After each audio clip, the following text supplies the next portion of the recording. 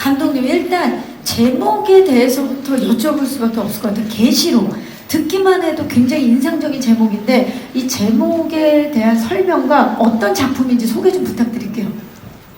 제목은 사실은 이 이야기가 여러 가지 계시라고 여겨지는 것들의 연속인데요.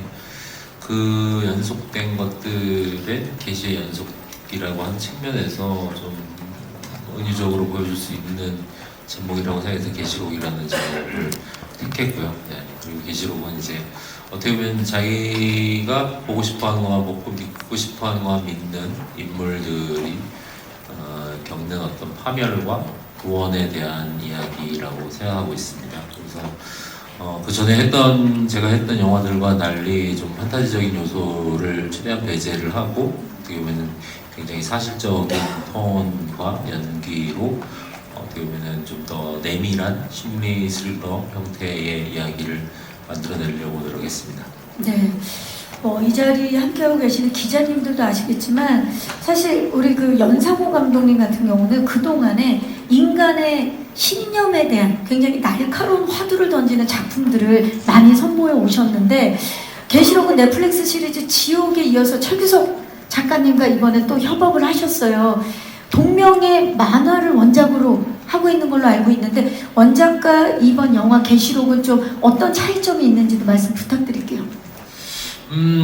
그 계시록 같은 경우는 좀 원작하고 물론 이제 원작의 큰 내용을 따라가고 있지만 사실은 원작하고는 톤적인 면에서 좀 많이 차이가 있는 것 같아요. 일단 첫 번째는 사실 성민찬이라고 하는 캐릭터가 이제 원작 만화에서는 좀 애초에 좀 되게 좀 세속적인 인물에서 시작을 하는데 사실은 이제 유준열 배우가 사실 먼저 좀 제안을 줬던 것 같아요. 이게 성민찬이라고 하는 인물이 좀 원작 만화처럼 세속적인 인물에서 출발하기보다는 좀 더 관객들이 이입하기 편한 좀 더 평범하고 오히려 좀 신실한 입장이면은 전체적인 이 캐릭터적인 아치가 더 강렬하게 나타날 것 같다라는 그런 얘기를 유준열 배우가 해주셔서 그런 부분들을 좀 반영을 많이 했던 것 같고요. 그리고 또 이현희 역시 사실은 원작에서는 좀 더 좀 강인한 인물처럼 이제 묘사가 됐는데 사실은 이제 신현민 배우하고 얘기를 나눴던 거는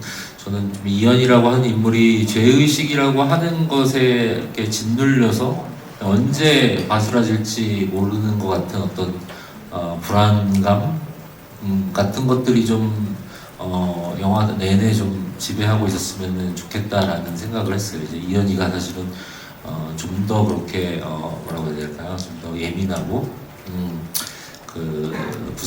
언제 부서질지 모를 것 같다는 그런 이미지여야 사실은 이 영화가 가지고 있는 어떤 큰 흐름에서 더 극적인 요소가 발생을 할 것 같아서 그런 부분에 대해서 좀 얘기를 배우분들이랑 많이 나눴던 것 같습니다. 캐릭터의 변주가 어찌 보면 가장 큰 또 차이점이 될 수가 있겠네요. 자, 연상호 감독님과 최규석 작가님의 또 한 번의 강렬한 시너지 기대해 주시기 바라고요. 자, 누가 봐도 쌍둥이 설이 있을 수밖에 없는데 모든 게 우연 같죠. 그런데 우연이라는 건 없어요.